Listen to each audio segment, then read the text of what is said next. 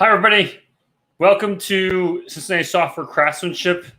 We are so happy that you decided to join us this month. We really appreciate it. And I do want to recognize all of the organizers that helped to make this event happen. Ron Ross, Jason Miazga, Kat Fairbanks, Josh Domeno, and Megan Nab. We also just welcomed two new organizers, Corey Smith and Leanne Galliotto. Next month, we will be hosting a great talk as well. It will be about emoji, and it is by Cassandra Ferris. So she'll be presenting that in November. So be sure to check that out and go ahead and RSVP for that right now, whenever you get a chance. And then also coming up in December is our 2020 end of year celebration. So be sure to check out all those details on the meetup site. Our Lightning Talk CFP is now open, and that closes, I believe that's October 18th, but I'll double check on that date. So if you want to give a Lightning Talk in our December meetup, go ahead and submit to that Google form, and we will evaluate those and choose a few of those to have you present at the December meetup. With that, enough for now. I do want to welcome Troy. Troy Wheeler is an accessibility specialist. He is very passionate about this topic. He's a good friend of mine as well, and I am just so excited to have him on today. He is really experienced in this topic and has done a lot of work to bring companies forward and help improve their accessibility. So going to go ahead and bring him in right now. Troy, welcome. Hey everyone, thanks, Michael. Yeah, so great to be here, and thanks for the warm introduction. And before I start, just huge shout to everyone who is joining now and then who will see the recording. So the one thing I did want to start with is if I do my job and share this content the right way, I'll help keep the momentum alive in building advocacy for accessibility, because we really all can pitch in here, and there's a bit that each of us can take from this from an experiential standpoint and really give back and pay it forward and join in, in building that continuous advocacy, both within the industry and then the world that we live in. So thank you for the intro. Oh, thank you, Troy. And with that, are you ready to begin? Should go ahead and take it away? Oh, yeah, absolutely. Go for it. Go ahead, and I'll share your screen, and I'll show that. And here we go.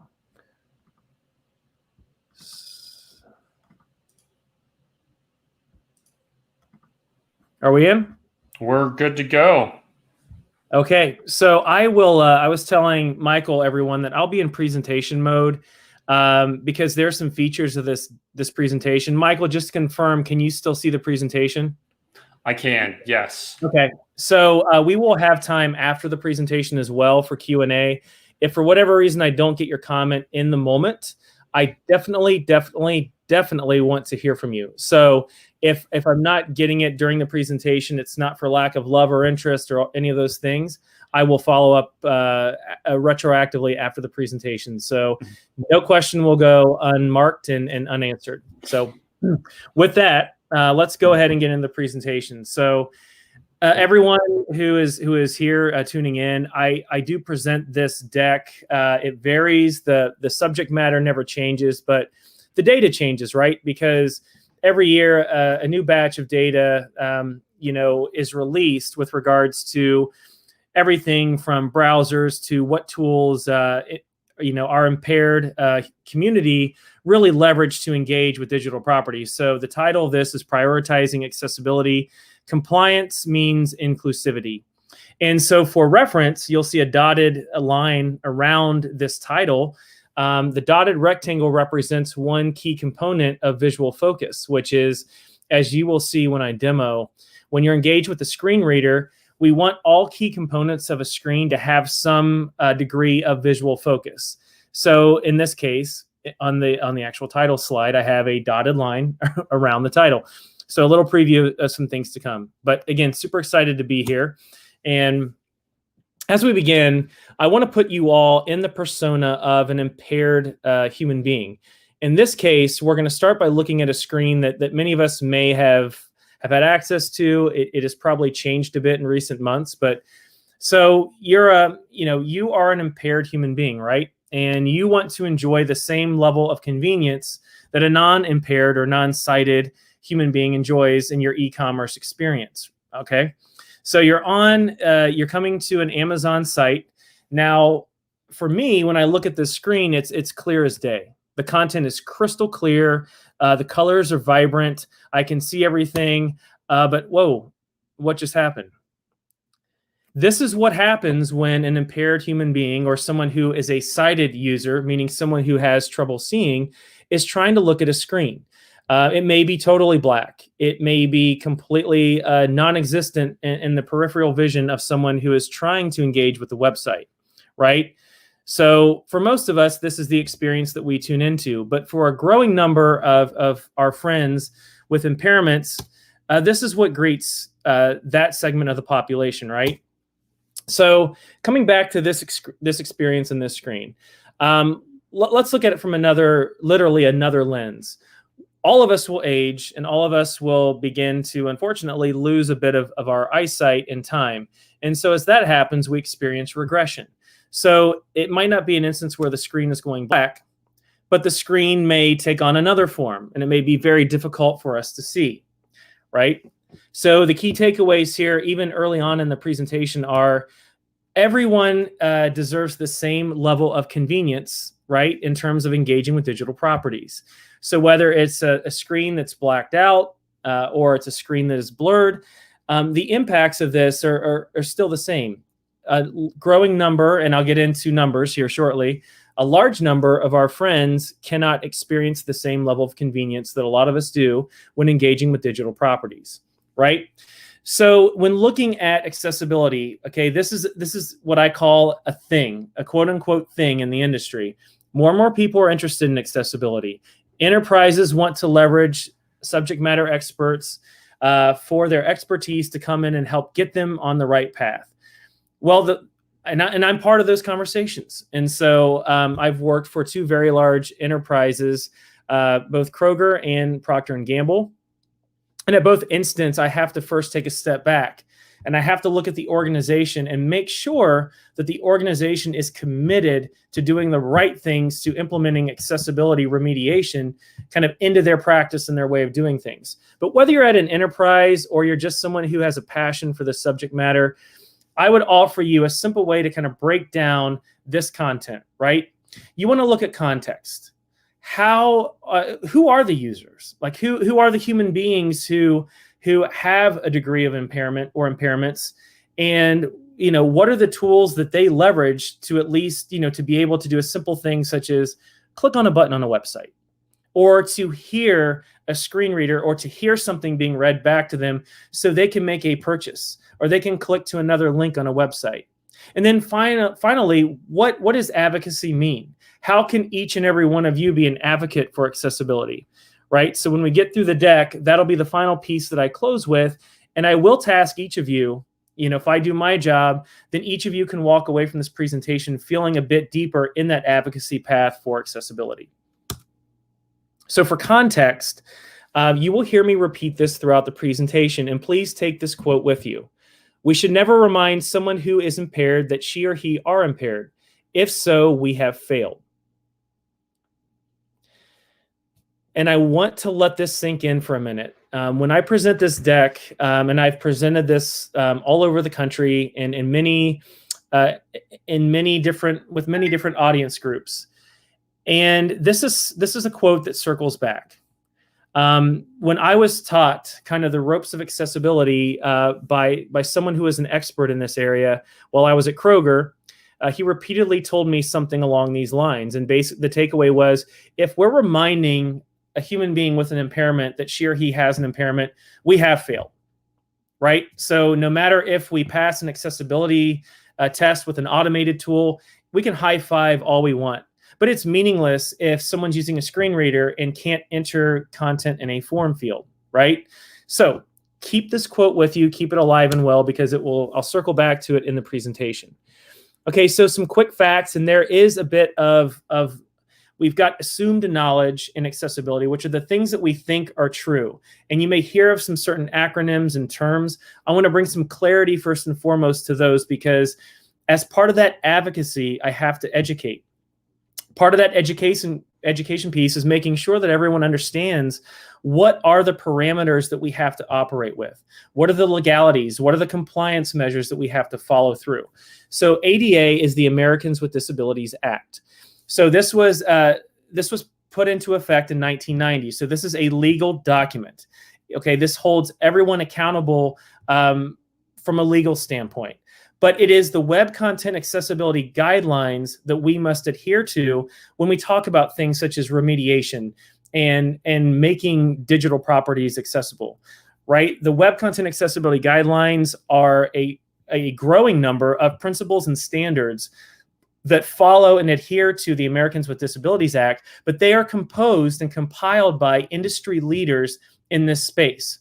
So there's a website that I've linked later on in this deck, the World Wide Web Consortium. And that consortium is constituted of a number of professionals who contribute to that actively. They're experts in the area. The great thing is it's people who care very much about accessibility who contribute to that content, okay? But there's an acronym here, POUR, P-O-U-R. The key pillars of the Web Content Accessibility Guidelines are the content needs to be perceivable, operable, understandable, and robust.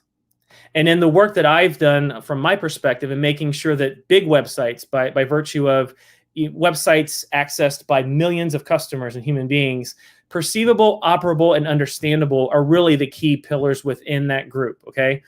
Robust, you get into some extended features that might be more on a case-by-case basis, but we always need to make sure content is perceivable, operable, and understandable.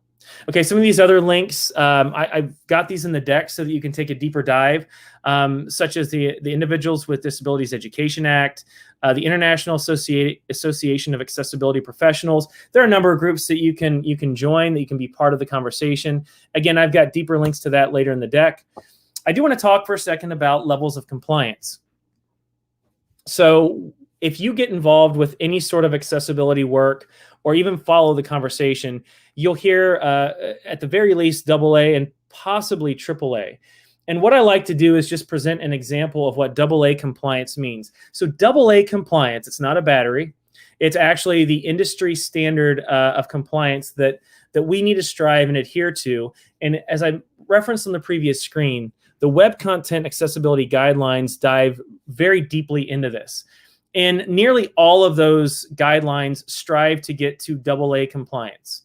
Okay, so AA compliance, if you think of contrast ratios, and I really do, I like to use examples that are far-reaching and scalable. So contrast ratios, if you have any general interest in accessibility, I will educate, and I'm happy to upskill anyone in how to generate a proper contrast ratio. So in other words, colors on a screen.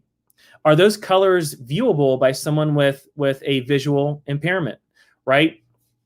And so if you look at it from that perspective, the industry standard for contrast ratios is 4.5 to 1.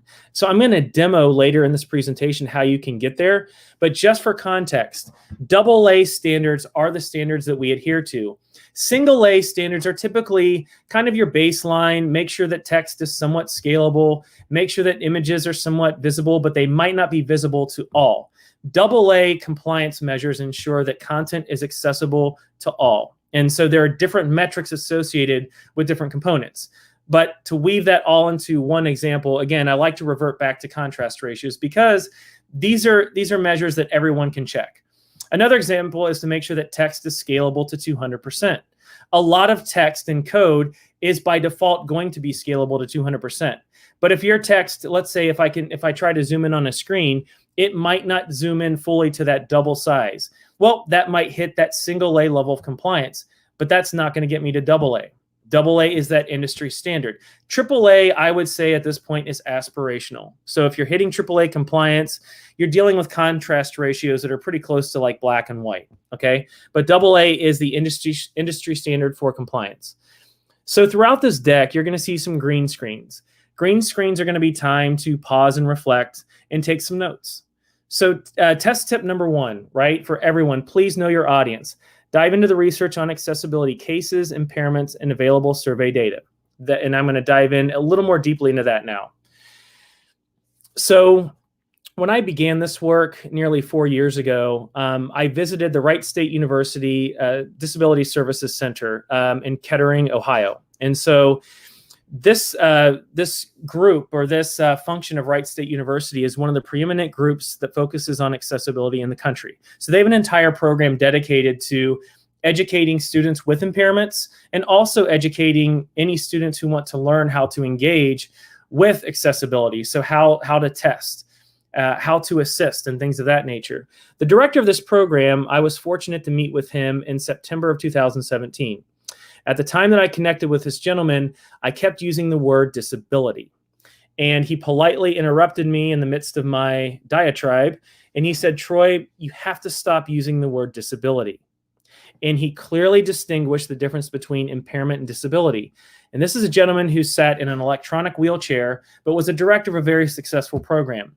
He said, "You look at me and you might think I'm disabled. I am not disabled from shopping on the Kroger website. I am not disabled from purchasing on Amazon. Now, I have an impairment. I have a physical limitation that might prohibit me from some of those interactions, but I'm not completely disabled from that experience." And I want to distinguish that because, as I mentioned, the goal to build advocacy here, I need for everyone to really kind of commit to making that distinction.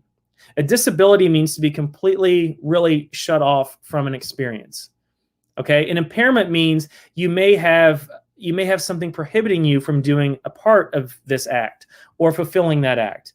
But to be completely disabled means there's absolutely no engagement whatsoever with a digital property or any property for that matter.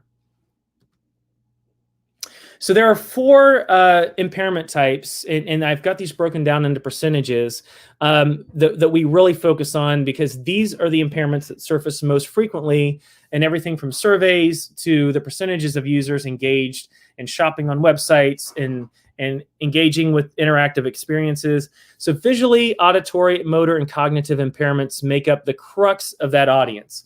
So visually impaired, you're looking at about 80%. Okay, so roughly 80%.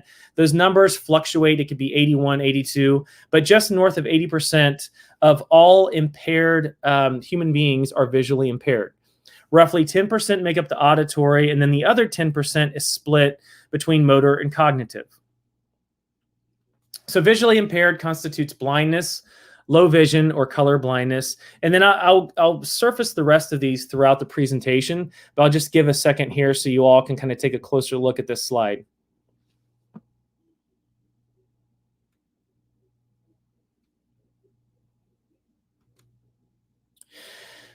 So here's data relative to what these impairments are. And again, some of these are estimates. A recent survey that came out just a couple months ago had blindness and low vision kind of piled together at about 84%. So if you want to look for source of truth repositories for accessibility, in other words, where do you go to get really credible content? If you look at the top of this screen, WebAIM is one of the most trusted resources. Annually, WebAIM conducts surveys of anywhere from 4,000 to 5,000 impaired human beings, and they run through a number of measures like screen readers, or what tools do you leverage when you interact with a website? What browsers do you use? What tools do you use on your mobile devices? And all of that is covered later in the deck, but just kind of calling out what these percentage the breakdowns look like. This was the most recent holistic survey, and this one was dated to 2019. As a footnote, between 2013 and 2018, WebAIM had not pushed out a new survey. So when I joined the ranks at Kroger Digital, we were operating with some governance that was 5 years outdated. That was really significant because when I was working with dev teams, a lot of times they had to test using IE Explorer 11. And this is at a time when we're using Chrome and Safari and Firefox. Who uses IE 11? And that was a great chance to educate teams on the fact that impaired human beings are going to defer to habits. And so if someone was using Internet Explorer in 2011, 2012, they're not going to pivot and they're not going to change because it's a trust factor. That person simply knows how to interact with that browser. It might be outdated, but at the same time, we didn't have any fresh data until 2018. But these WebAIM surveys are critical in helping us identify what are the current trends. So I encourage anyone to look into WebAIM as a source of truth repository. So some number breakdowns on visual impairments. Over 285 million people in the world are visually impaired. 94% of digitally engaged users claim a visual impairment. That's from that 2019 WebAIM survey. The numbers here are staggering. And the numbers here are very important and relevant for a number of reasons, primarily from an awareness factor, right? So we simply need to be cognizant of the fact that these are human beings that trust the purveyors of the content, to get it right. We're past the tipping point of this being just a consideration or the right thing to do, right? We're far beyond that. Okay, the onus is upon us to know these numbers and then actively pursue within our organizations or within our careers. If I service a product or a digital property or maybe a physical piece that is in circulation in the world, and humans not only interact, they may want to buy it, they may want to experiment with it. I need to understand, is this accessible to everyone, right? So it requires a bit of exploration, but these numbers really help provide that incentive to dive deeper into that. And how can I help and how can I serve this large populace of people? I want to call something out here in the deck. If time allows, I might circle back to this, but in each of the slides on the impairments, I have a link to a YouTube video. And all these links route back to the same video. But I've got some time signatures here. When you watch the video, at each of these time signatures, it focuses on a different impairment. I highly encourage everyone to watch this. When you watch the link on the visual impairment in particular, there's a young man who is trying to sign up for his classes in college. And because the PDF was inaccessible, he could not engage with that process. So it took him over the course of 2 days and 8 hours using another human being to help him physically print all the documents just to register for 3 classes. Now think about that for a second, right? And think about that quote. We should never remind someone who has an impairment that she or he has an impairment. If so, we have failed, right? There's no reason anyone should have to take over the course of 2 days, up to 8 hours to print interactive documents to sign up. Right? Signing up for classes is hard enough for all of us, right? Let alone someone who has an impairment. So sorry to get on the soapbox there for a minute, but this is just a prime example, and you'll see it in the video of someone who was put to task, unnecessarily just because PDFs weren't accessible. Auditory impairments, you're in the 10% range. So auditory impairments really surface when we talk about accessibility. You have someone who has trouble hearing, but they can see. So to them, this person might be able to see the screen perfectly clear. It might be perfect resolution. That person can see everything. So what about that user? What about that human being? That's where that visual focus piece comes into play. And you'll see that in the demo. But if you think back to the intro slide, when I had the dotted rectangle around the title, visual focus needs to accompany screen readers. Or if you're on your mobile device and you engage your accessibility tool, visual focus should follow if you're swiping left to right, if you're using a screen reader to tab through content. Every item that receives focus, every component that receives focus should have some noticeable visual piece, whether it's an outline, a dotted line, whatever the case, visual focus should follow that accessibility tool. So we have motor impairments, cognitive impairments, and then getting into this slide here. So this is where, when I engage at that enterprise level, I might be talking to the C-suite group, right? And unfortunately, a lot of people at that level, they're not really listening. They're not dialed in because accessibility, I'll just say it, to them, accessibility is an expense, or it's scope creep. It's something they have to allocate resources and time to, and they quite frankly don't understand why they should. If it's just the right thing to do, you're not going to convince someone at the C-suite level that they need to focus on this until you show them this slide. These numbers have since swollen, right? They're higher now. This survey is now about 4 years, maybe 3.5 years old, but it's still the best to consolidate the impact when impairments and accessibility are not prioritized. 71% of consumers with, in this case, the stat said disabilities. Again, I'm pulling this from the survey. I would say impairments, but for the argument's sake, we'll keep it here. But 71% of consumers with disabilities or impairments will click away from your website if it is too difficult to use. 71%. This next percentage is staggering. The majority, 81% of these consumers, will pay more money for the same item on a competitor's website if that site is more accessible. So I do have a few case studies in here. I'm not going to get into granular detail, but I want to call out a few of these because these are moments, at that enterprise level and even smaller size businesses where these companies had an opportunity to get it right. Okay. So in every instance that you're going to see on these screens and these issues and these legalities, these companies had a chance to get it right.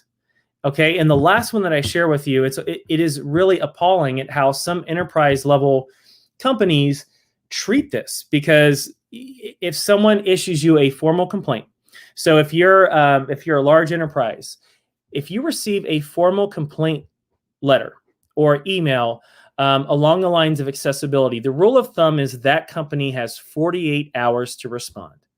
And the response should be sincere and it should be full of an action plan. So in the case of Target, and I'll go through some of these other incidents, these formal complaints were not met with a succinct follow-up. Okay, there was a lot of churn involved. There was no immediate response. And so the human being on the other end who just wanted an answer or just wanted to know, can you please look at this?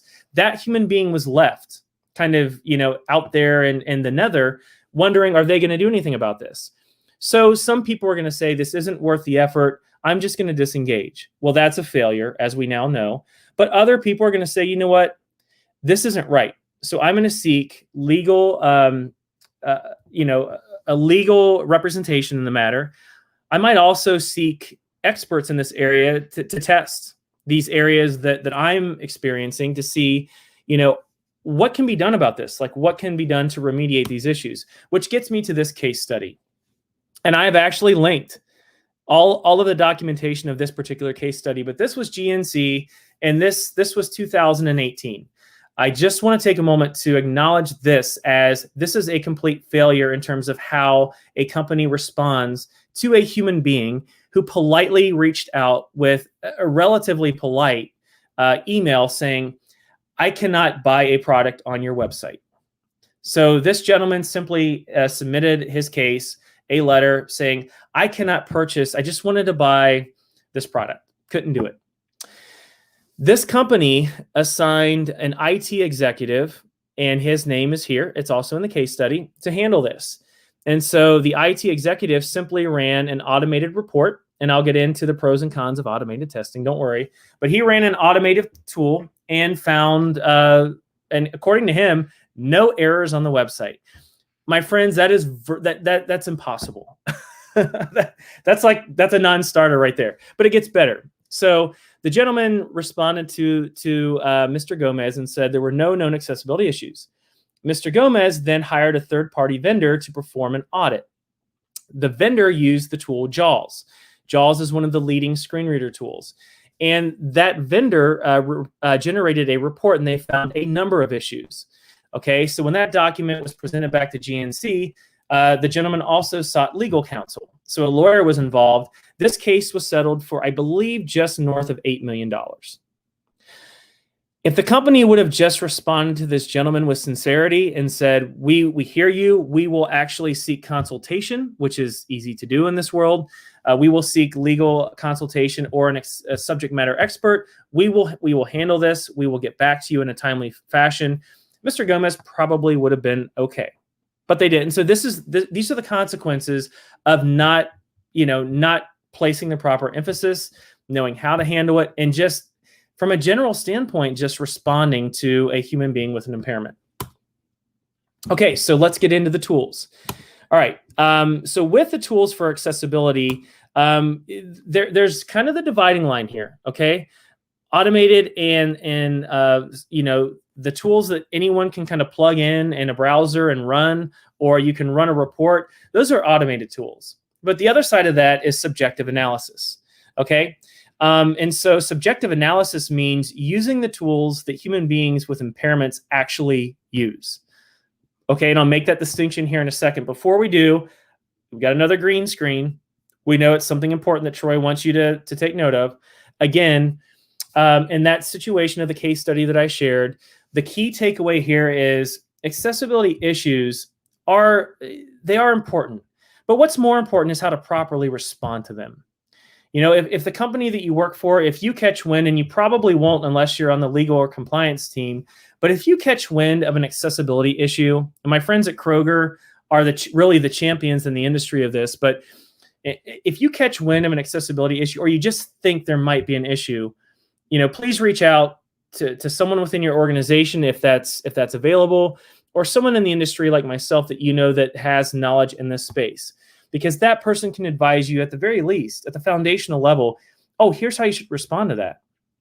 If you want to take it a step further, here's a tool that you can plug in. You can use an automated tool to check it. If you want to go deeper than that, here are some industry-leading experts that you can seek consultation, myself included, right? The point is, just make sure that you don't turn the other cheek to this. There are ways to properly manage a response to an accessibility complaint or issue. Okay. So just diving into a WebAIM survey, I'm not going to get into the depth of all of this data because there's a lot of data to share. I do want to talk about which tools are primarily used with human beings who have an assortment of impairments or a single impairment. So desktop and laptops are still the singular tool of choice. The 49.2% represents sort of a hybrid approach where a human being might start on a desktop, they might move to a tablet, they might engage with a mobile device, but still, please understand that most human beings with impairments are most likely to complete a task on desktop. And that's important to note because in the world of e-commerce, that really conflicts with the way that we operate these days, when everyone wants to say it's mobile first, it's mobile first, it's mobile first. Well, if you're someone who began using a laptop in 2008 to engage with websites, why are you going to pivot if you have mastered that tool? In other words, if you have mastered a keyboard and you know where all the hotkey commands are, why would you suddenly pivot to using a mobile device where you have to swipe content from left to right? There's a learning curve to that. Now, I'm not saying people don't do that, but if you have a trusted tool, it's like a guitar player. If you mastered that instrument and you're playing with an ensemble, you're probably going to stick to the instrument you play most fluidly, right? So it's a matter of habit. And so just keep that top of mind if you retroactively look through this deck and you see some of these numbers, understand that this aligns with what best assists impaired human beings. Just because Troy or Michael or whomever thinks, or we know that mobile is the key driver on e-commerce experiences, that doesn't really play here as a key factor, okay? It's all about habit forming and what devices best suit an impaired human being. And so I do want to get to browsers because browsers are always a hot topic. And earlier I had mentioned that WebAIM is a key leader in the industry as a sort of a repository of accessibility content. Remember when I said that Accessibility released a survey in 2013 and they did not release another one again until 2018. That was really important to our work at Kroger because we had a lot of people engaged and involved. But when it came to testing, what I had to do, I had to advise based upon what the latest data told us about impaired users, that they were still using, by and large, Internet Explorer 11. Well, at the time, that wasn't even the most recent version of Internet Explorer. That was Edge. So developers wanted to support accessibility, but they had to use an outdated browser. So those were some of the key, really the road bumps we encountered early on, building this out as an enterprise level discipline. But then when the survey was released in 2018, lo and behold, Chrome was now the browser of choice, right? So this pie chart here shows a good breakout of the usage rate among browsers. Chrome and Firefox are the leaders in this space. Okay, so I do want to take a moment to talk about the pros and cons of automated tools versus subjective analysis. Okay, this is important because when you start to get buy-in from, and I shouldn't use the term buy-in, when you start to to build advocacy. That's a better way of phrasing it. When you start to build advocacy within an organization, or maybe even within your own group of maybe you're part of a group like this, and you talk about accessibility, it's very easy and tempting. And quite frankly, I don't blame you for saying, hey, Troy, I'm okay just to use Tenon, or I'm okay just to use Wave. Why can't I run a Wave report? I mean, it generates everything that I need, right? It shows me all the errors. It shows me all the failed states. It shows me where all the alt tags weren't properly placed. It shows me where all the ARIA labels are missing.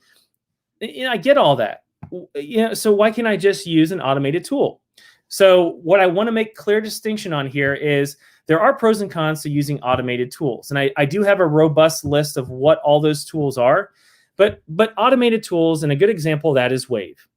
Any of you right now could take 10 seconds and you could install Wave as a plugin on Chrome. Wave is a great tool to kind of see where your website is.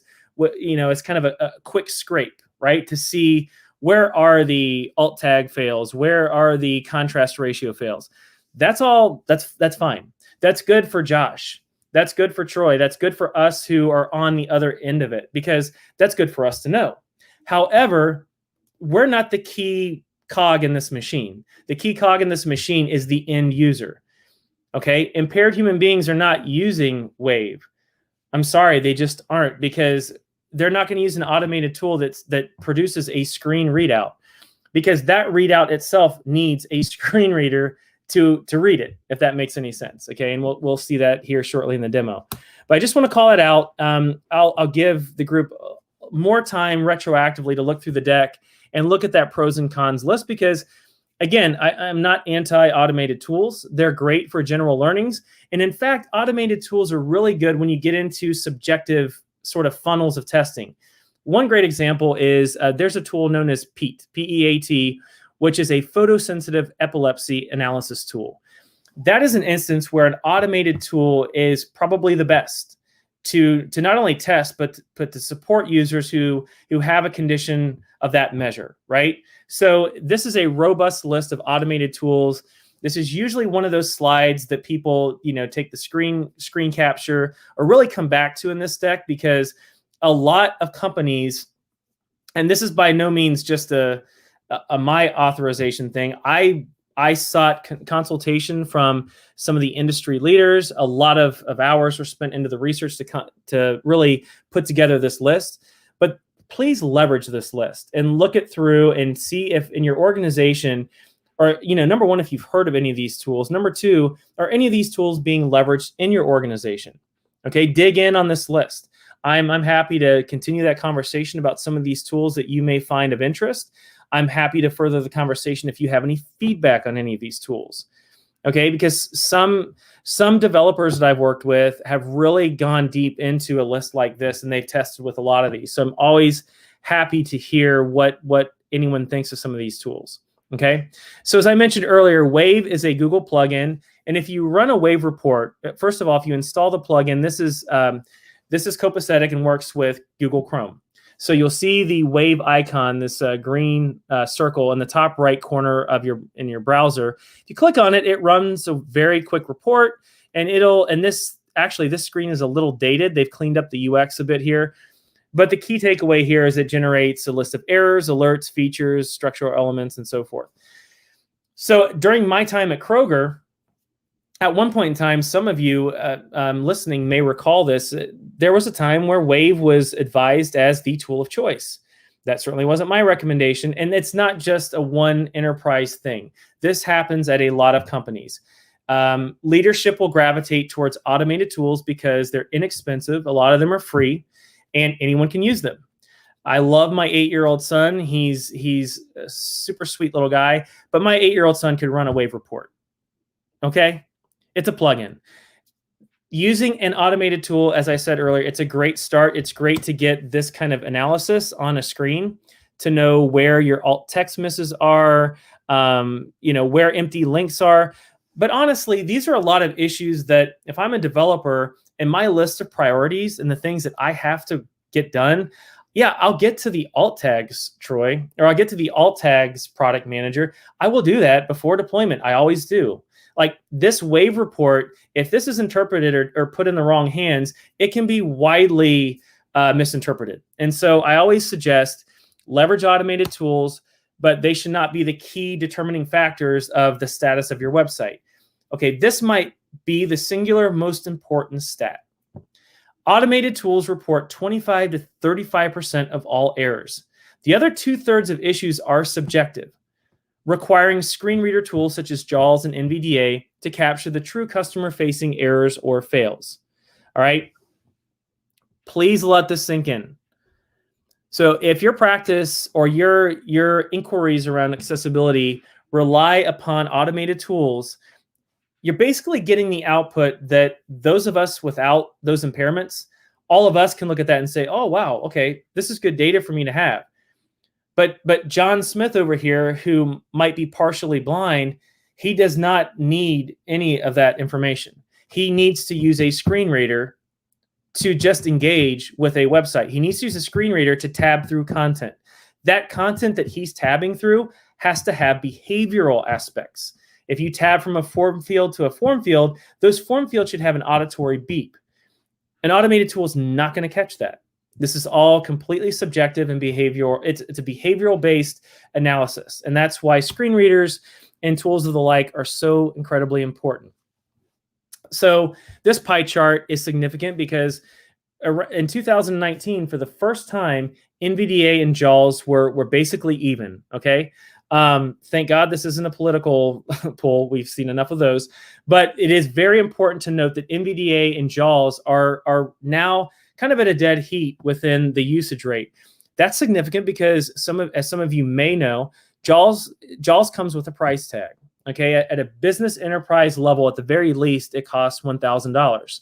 I will talk about why JAWS is far more is a much more widely used tool in terms of the convenience it provides for impaired human beings versus NVDA. But NVDA is a great tool and it's free.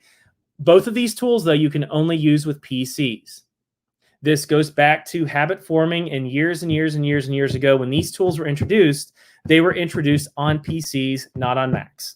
So that is something to keep in mind. VoiceOver, the Mac-based tool for iOS, is obviously used and can be leveraged on Macs. And I lead VoiceOver trainings monthly. So I don't want to discredit VoiceOver. It's just not as widely used. And that's a good distinction, a good takeaway from this slide. So VoiceOver, iOS, Mac. JAWS, NVDA, PCs. Okay, so I'm going to actually skip into, I want to talk for a quick minute here about what makes JAWS so special. Because I could show slide upon slide about how it's this or it's that. But 3 distinct features in JAWS make it the industry leader from a screen reader standpoint. So the 3 key areas of focus when you get into screen reader usage, right? The 3 key areas or 3 key focal points that define experiences on websites are headings, form fields, and links. Headings define the context of the page. So an H1 is going to basically tell you, oh, okay, I'm on the accounts page. Right, okay. The subheadings or the H2s are going to break up the content nicely of that page. So when you tab through the content, you hear an H2, you know that's a break or that's another subsection of the page. Form fields are those interactive elements. If you run an automated tool, it might not catch any of the issues that exist on form fields. And again, the example that I just alluded to is, let's say you're setting up an account. Okay, you're on a banking site and you're reliant upon your screen reader. And you open a page and you tab to the H1 and it says user account or account summary or something of that nature. You yourself know right away, oh, okay, this is my account page. I'm probably going to have to enter some information. I might need to have my credit card handy, or I might need to have some other information nearby. When you tab through those form fields with a screen reader, again, those form fields will have an auditory beep letting you know, oh, this is a form field. I'm actually going to type content in here. And that is critical. That is absolutely important to the experience for the end user. Now, you will catch that and you will detect those behaviors using a tool like JAWS. You'll detect those behaviors using a tool like NVDA. What JAWS does, though, is it allows you to generate these 3 very distinct menus. A menu for headings, a menu for form fields, and a menu for links. Why is that important?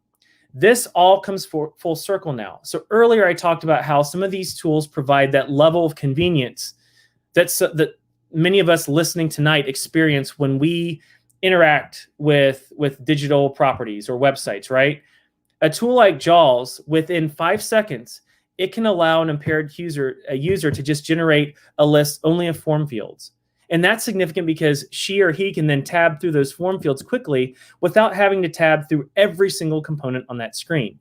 So in much less time, I can analyze the contents, the key contents of that page using a tool like this.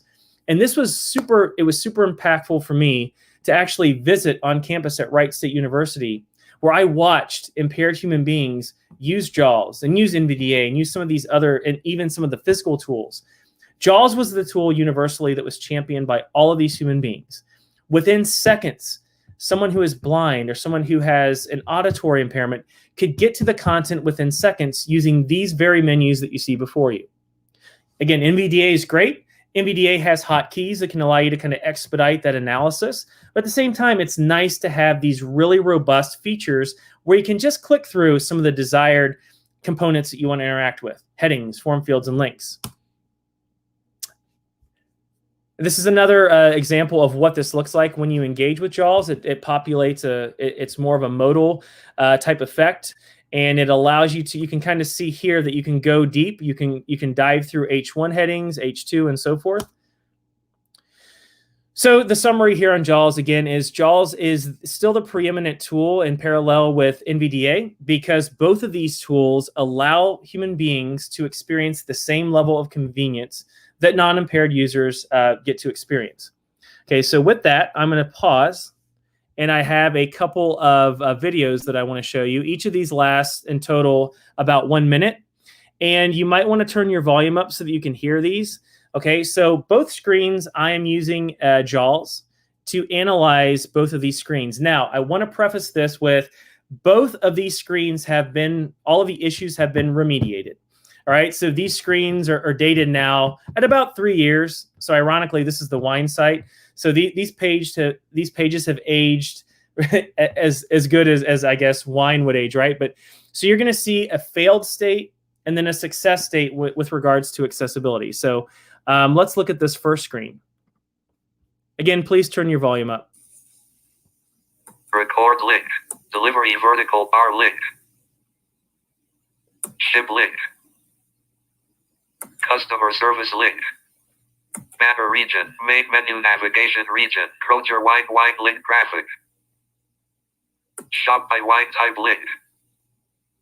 Shop by pack size link. Shop by wine type link.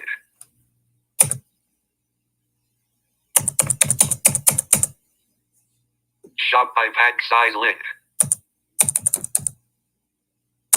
Join the club link. Shop by pack size link. Lo and behold, once I interacted with the navigation in a hover state, in other words, I had hovered over these navigation items, then I was presented with a menu. Okay, keep that in mind.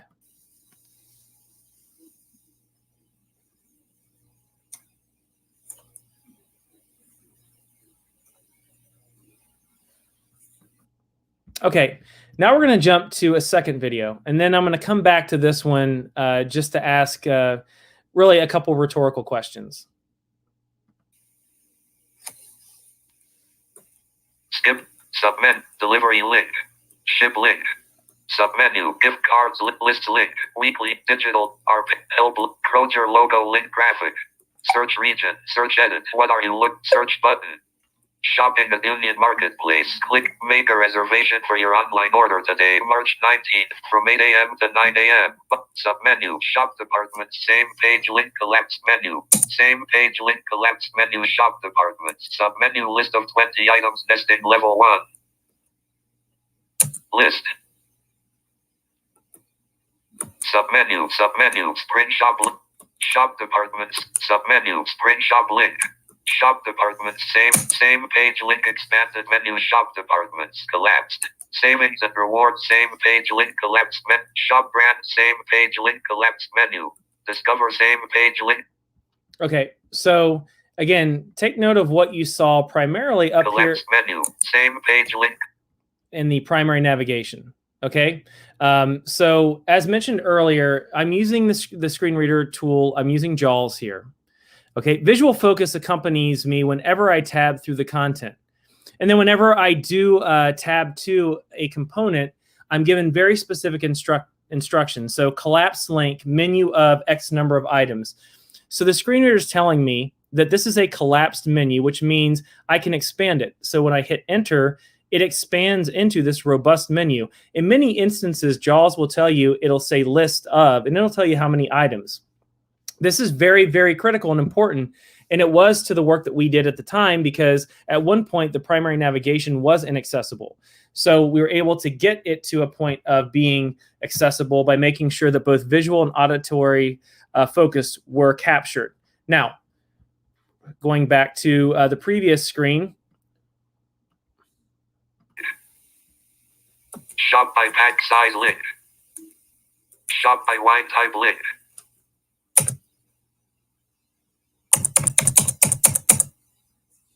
Shop by pack size link. Join the club link. Shop by pack size link. So hopefully when some of you were watching, I guess hopefully all of you, when you were watching those videos, when you were on the wine page and the user was trying to interact with that navigation, with those menu items, I hope that you were able to, not that I want anyone to like forcefully be frustrated in life, but I do hope that some of you were frustrated, because on that particular screen, when I was trying to interact with the key navigation items, nothing was happening. No auditory focus, no visual focus, nothing. But when Troy, who has fairly good vision, hovered over those menu items, oh, guess what? The menu was fully visible. It was triggered by a hover state. So in this instance, a human being who is impaired, they were left with an experience where she or he might be clicking enter, and I clicked it up to 12 times. I don't know if anyone was counting, but I clicked enter 12 times and nothing happened. And that's really frustrating.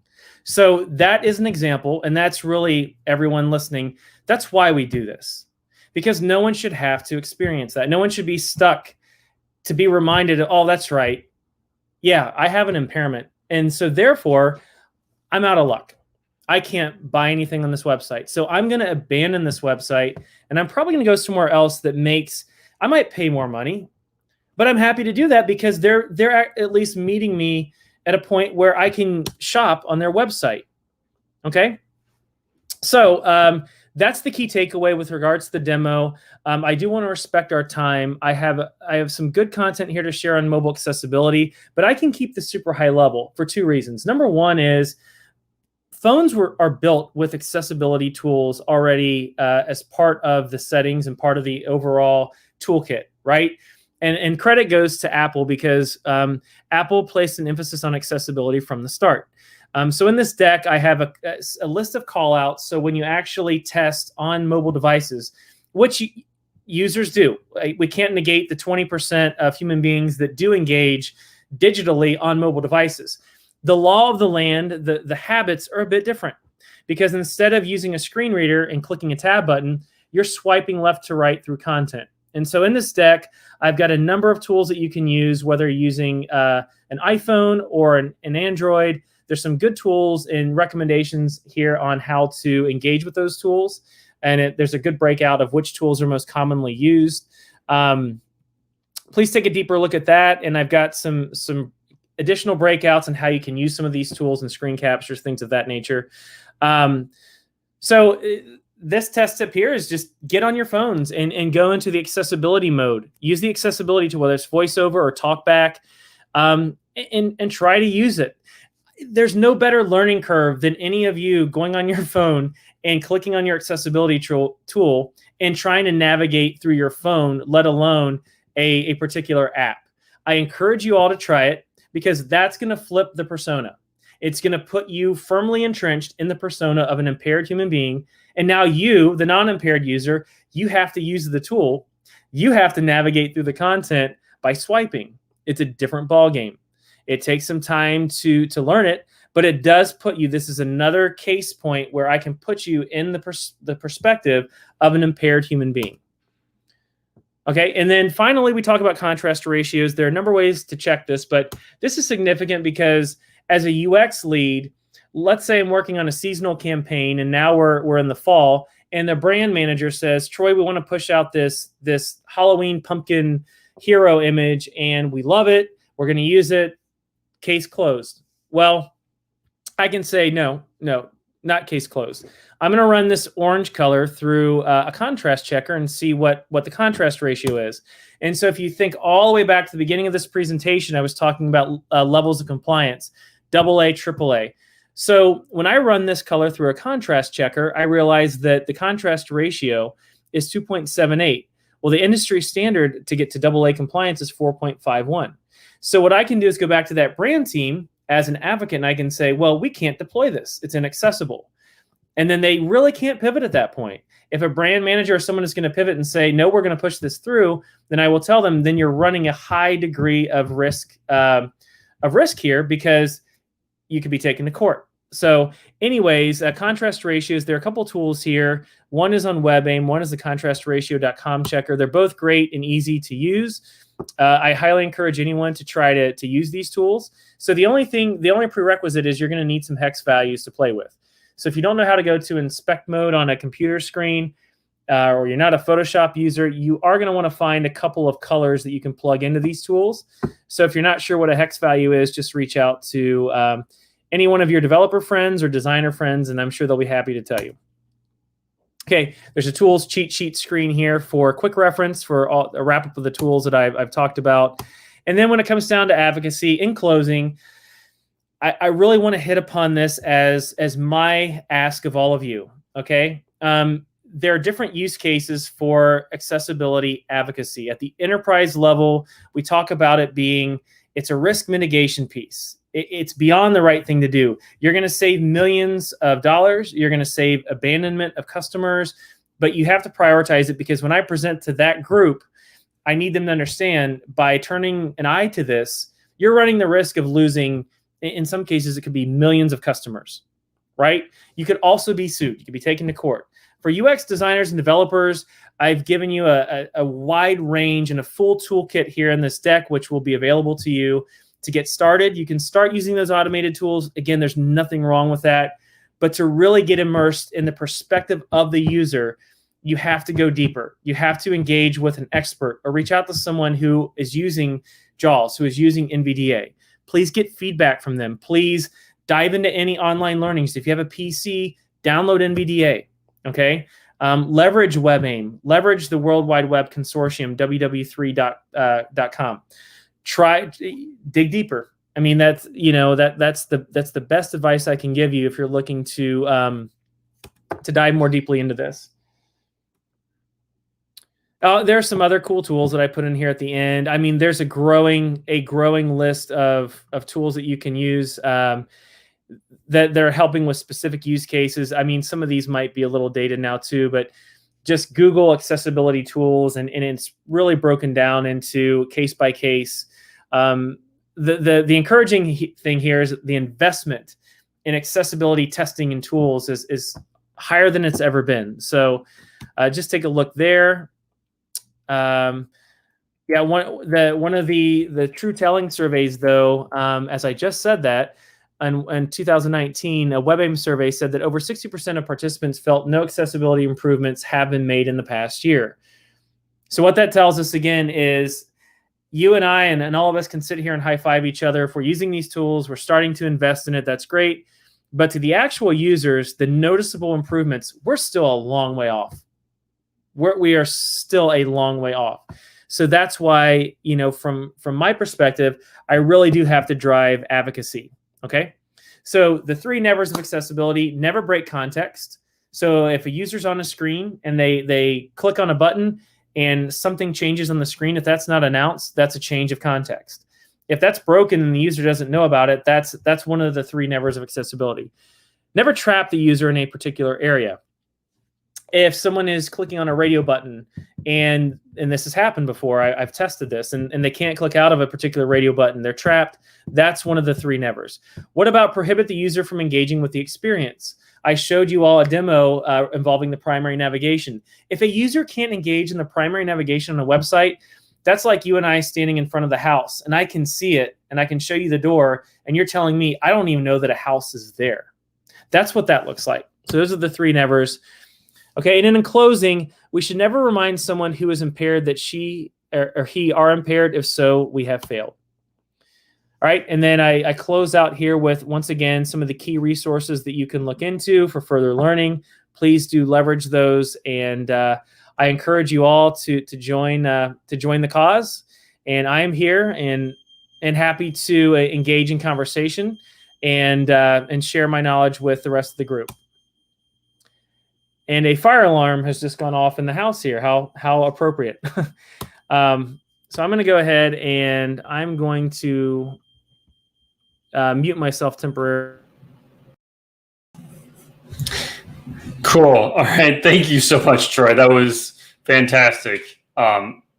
Really well done. I feel like I learned a lot, and I'm sure that a lot of others did as well. Hopefully that fire alarm will We're good.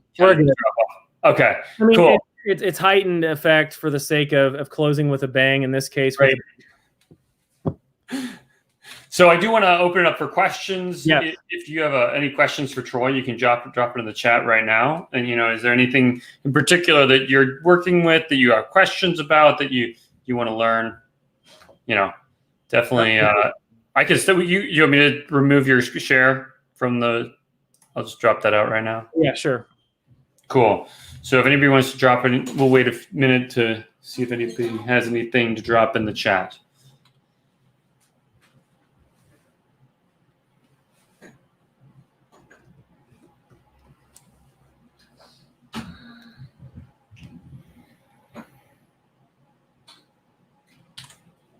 All right, and so we will also have, and Troy, is there anything that you want to call out? Is there social media where people should follow you if they're interested in accessibility?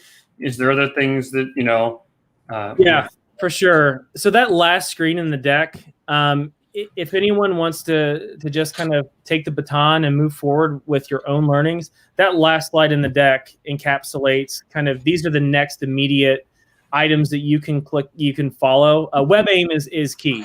And so WebAIM has everything from the repository of the standards, and it also has updated blog content. And so again, the industry leaders contribute to that content. So, and they link out to some of the other, there's Worldwide Web Consortium is another good one. And I love that one because developers are all over that and actively chatting and actively finding new fixes for issues. So, but I would start with WebAIM. But again, that final slide in the deck is going to give you everyone a great head start down the right path. And so I know, Michael, that you were going to make the deck available to the group. So in me, I mean, you can ping me whenever you want, and I'm happy to have a conversation. And I can also serve to direct anyone specifically down the right path of, if you're just looking for dev tools or design tools, they're all there in the deck. But most certainly reach out to me. There is kind of a growing group of advocates in the region, but yeah, so please leverage the last slide in the deck. I put that in there specifically for that purpose, and then reach out. I'm happy to chat and continue that conversation and direct anyone further in this path. Yeah, we'll make sure to put a link to the slides in the meeting comments, if that's cool with you. Absolutely. Great. Yeah, let me do this. Well, I don't know if you wanted to share my LinkedIn, my profile link. If totally fine, we can drop that in the chat here. We can also put that in the meetup comments as well. So that will, if anybody wants to connect with you. Yeah, it's just a great place to start because, through that platform we can continue the conversation, and then there are other. Like I said, it's a growing number of advocates out there. I have to look at the date, but my friends at U.S. Digital Partners are giving a great presentation here upcoming, and I'm happy to provide information on that. But we've got a good group here in the region of people who are very serious about it, and even some companies that they're making it the core deliverable of their business. So and happy to open that network to the group here. Cool. Thank you. That's fantastic. If there are no other questions that I can see, somebody asked for a link to the YouTube video you mentioned in the slides. Is that possible, or is that in the slides itself? It is in the slides. Let me grab it. I'll put it here too. Okay. Great. Just give me 1 second. And that video is great, and it's one of those moments where it's always good to kind of see how human beings are impacted by. I mean, come on, signing up for classes for college and you can't do it because a PDF isn't accessible. That is utterly inexcusable. That's super frustrating. Yeah. Yep. So I've got the link. Let me just copy it here. And remember, this video features, so there are 4 focal points of the 4 primary impairments that we're focused on in the deck. And here is that video. Cool. I'll drop that in there as well. I did want to add one more thing, Michael. So I mentioned a few times in the presentation, the Wright State Disability Services Center. Just a tremendous group, and some of you were part of the partnership that we were able to forge when I was at Kroger. So if anyone has an interest in learning from an experiential standpoint, or a point of contact as to a group who are actively testing with humans that have impairments, like in the physical sense, because that wasn't something that I touched upon a great deal in this deck. That's a whole nother conversation. But the Wright State Disability Services Center, that's really a core tenet of their practice. You could go in there. They have studios with physical devices and mechanisms. I've seen people with no limbs using a straw device tap on a pad just to simulate or approximate the experience of clicking the enter button on a keyboard. And so it's really, it takes your breath away to see what is being provided, like the effort that a human being has to go through just to complete a task. But to that human being, what they would indicate to you is, I can at least do this where I couldn't before. So they're a great group as well. And again, just driving up awareness of who the key advocates are in the region. And Miami University as well. They've got a good department there. So advocacy does live, it's strong within the region. I think you're on mute, my friend. Thank you, Troy. Yeah, that's awesome. Thank you so much. Yeah, sure. And then we can also answer some, if you want to ask a question specifically, we'll be in the Zoom after the meeting. Yep. So as we in the meetup, just want to do a couple quick things and leave a few reminders. First of all, JetBrains has offered to give away gives us a license to give away at each meetup. So thank you to JetBrains for that. I'm going to head and announce that. I think you should see that in the chat. And so if you want to win that license for any one of their software, you can jump in and just type in that hashtag in the chat in Twitch. And then also I'm going to drop a few links in here that are relevant, just so as a reminder.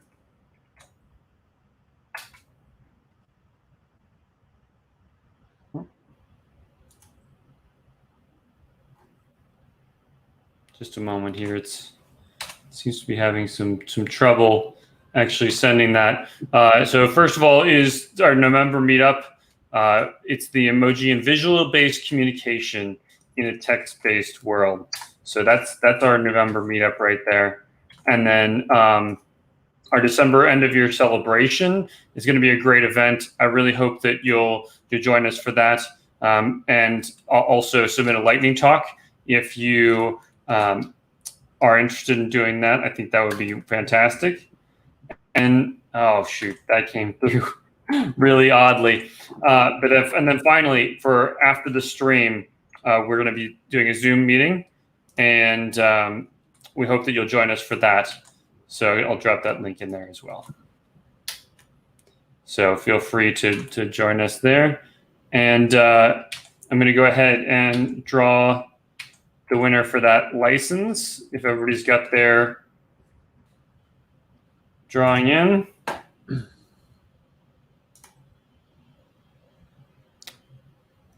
And the winner is Whoa Wow 2020. So just whisper or send me a message of some kind, and we'll get you hooked up with that license. So any other, so we hope to see you in the Zoom chat. Thank you all for joining. Thank you so much, Troy. This has been really fantastic. And I'm so excited we were able to do this. Yeah, for sure. Thank you all. Michael, you're the man, brother. Thanks for all that you do. Thank you, sir. You're great. And we will see you all in the Zoom chat. Have a great night. And if we don't, see you next month on Software Craftsmanship.